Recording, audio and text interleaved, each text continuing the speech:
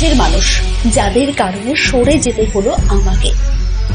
একসময় দাপিয়ে কাজ করেছেন বাংলা সিনেমায়। হঠাৎ করে কি হলো অভিনেত্রীর? কেন 15 বছর অভিনয় জীবন থেকে তাকে দূরে সরে থাকতে হলো? কেন এই 15 বছর রূপলী পর্দাতে দেখা মিলল না তার? পরপর সুপারহিট সিনেমা, দুর্দান্ত অভিনয়, তারপরও কি এমন হলো যার কারণে 15 বছরের অন্তরালে চলে যেতে হলো অভিনেত্রী ইন্দ্রাণী দত্তকে? নেপথ্যে আছে কি কারণ? আবারও সেই একই কারণের কথা জানালেন এই অভিনেত্রীও। 90-এর দশকে যে জুটির নাম বারবার উঠে এসেছে, এবারও কি নেপথ্যে সেই ভয়ানক শক্তি?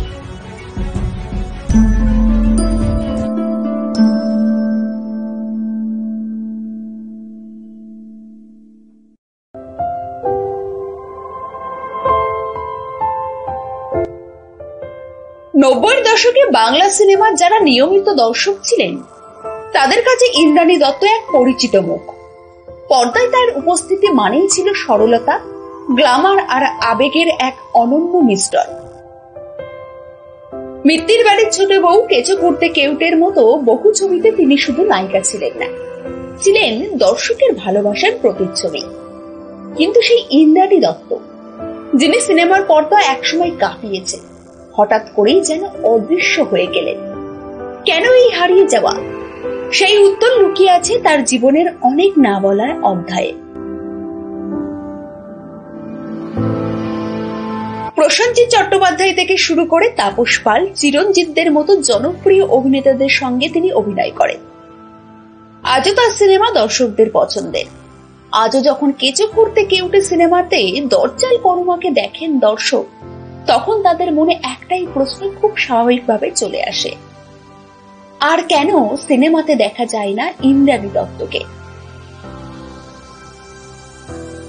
ইন্দ্রাণী দত্তের জন্ম 1970 সালে 6 এপ্রিল কলকাতায়। তিনি কমলা গার্লস হাই স্কুল থেকে পড়াশোনা করেন এবং কলকাতা বিশ্ববিদ্যালয়ের অধীনে শিবনাথ শাস্ত্রী কলেজ থেকে চারুকলায় স্নাতক হন। ছোটবেলা থেকেই তার ঝোঁক ছিল নাচের প্রতি, যা পরবর্তীতে তার অভিনয়ের পথকে সুগম করেছে। এছাড়াও তিনি এলাহাবাদ বিশ্ববিদ্যালয় থেকে কত্থক নৃত্যের ওপর প্রভাকর উপাধি লাভ করেছেন। জানলে অবাক হবেন, একসময়ের বাংলা সিনেমায় জনপ্রিয় এই নায়িকার কোনো রকম প্রশিক্ষণ ছিল না অভিনয়ে। অভিনেত্রীর মা বাবা চেয়েছিলেন মেয়ে বড় হয়ে ডাক্তার হোক, কিন্তু হয়ে গেলেন একজন অভিনেত্রী। তাকে যেভাবে বলে দেওয়া হতো সেভাবেই পর্দায় কাঁপিয়ে দিতেন। বাংলা ফিল্ম ইন্ডাস্ট্রিতে এমন সহজ সরল সংসারী অভিনেত্রী খুব কমই দেখতে পাওয়া যায়।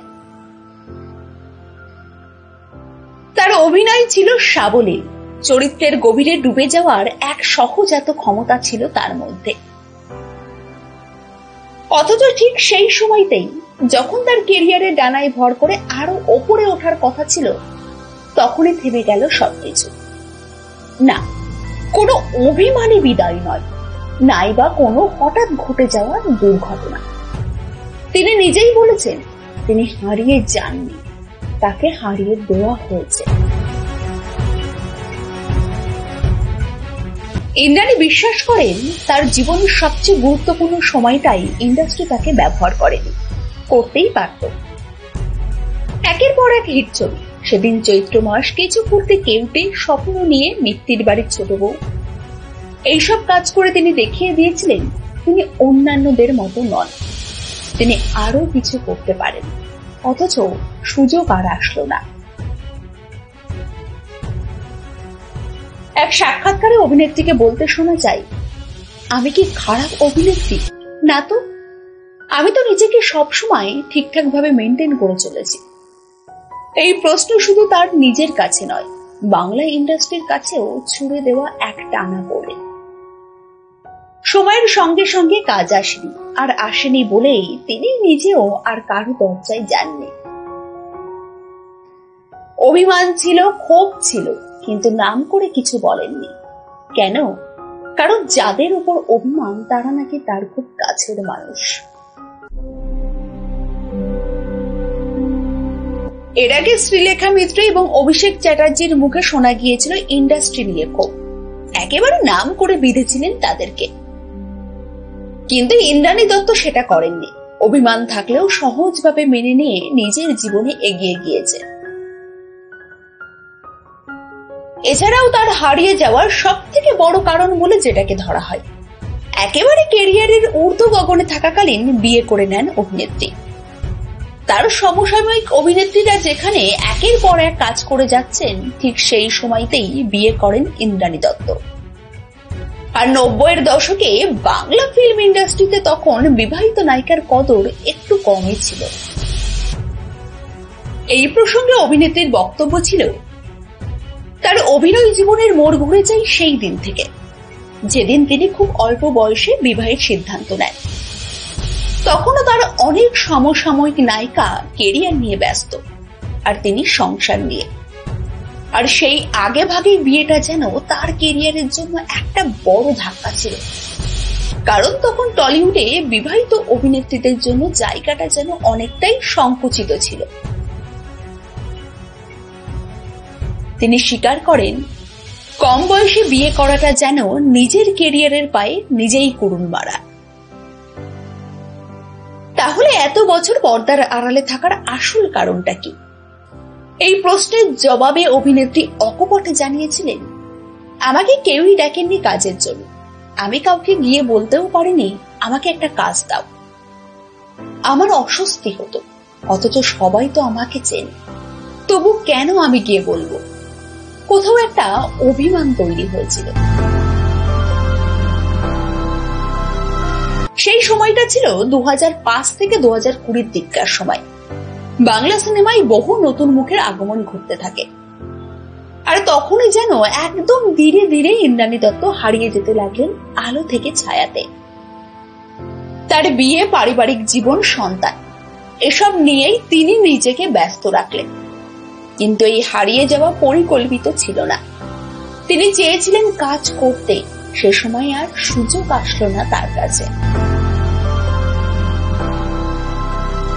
এখানেই কিন্তু পথ চলা শেষ করেননি অভিনেত্রী। ছোটবেলা থেকেই তার নাচের প্রতি এক ভালোবাসা ছিল, আর সেটাই এখন তার বড় পরিচয়। নাচের প্রশিক্ষণ দেন ইন্দ্রাণী দত্ত, নিজের নাচের স্কুলও আছে। ইন্দ্রাণী দত্ত কলা নিকেতনে এখন কলকাতার এক জনপ্রিয় এবং অসাধারণ নৃত্য প্রতিষ্ঠান এবং সমগ্র পূর্ব ভারতে সুপরিচিত। অভিনেত্রীর নাচের দল এবং নাচের বিদ্যালয় ভারত এবং বিদেশে অনেকগুলি অনুষ্ঠান উপস্থাপনা করেছে, আর এখন তো মাঝে মধ্যেই তাকে দেখা যায় রূপলী পর্দাতে। কোনো কোনো গল্পের শেষ হয় না, তারা শুধু রূপ নেয় নতুন এক রূপে। ইন্দ্রাণী দত্তের গল্প ঠিক তেমনই। সিনেমার আলো থেকে নৃত্যের আলোয় যাত্রা, ক্যামেরার সামনে থেকে শিষ্যদের মঞ্চে তুলে দেওয়ার অভিজ্ঞান। তিনি হারিয়ে যাননি, তিনি নিজের মতো করে থেকেছেন, নিজেকে সাজিয়েছেন, আর আজও কল্পনায়, স্মৃতিতে, গানে আর নৃত্যে তিনি জলজল করেন ঠিক আগের মতোই। হয়তো বাংলা সিনেমা তাকে অনেকদিন ভুলেছিল, কিন্তু দর্শকরা কখনো ভুলেনি। তাই আজও যখন কেঁচো করতে কেউটে কিংবা মিত্তির বাড়ির ছোট বউ টিভিতে দেখানো হয়, তখনও দর্শকদের মুখে ফুটে ওঠে হাসি। শেষে দাঁড়িয়ে হয়তো ইন্দ্রাণী দত্ত নিজেরই মনে হয়, হ্যাঁ, আমি ফিরিনি ঠিকই, কিন্তু আমার ছায়া আজও রয়ে গেছে দর্শকদের হৃদয়। আর কেউ কেউ হারিয়ে থেকে যান চিরদিনের জন্য। ইন্দ্রাণী দত্ত অভিনীত আপনার পছন্দের সিনেমা কোনটি? কমেন্টে জানাতে ভুলবেন না। আর যদি এই গল্পটা আপনার মন ছুঁয়ে যায়, তাহলে একটা লাইক দিন, চ্যানেলটা সাবস্ক্রাইব করুন। আর এমনই অনন্য সব গল্প পেতে পাশে থাকুন। আবার দেখা হবে পরের ভিডিওতে।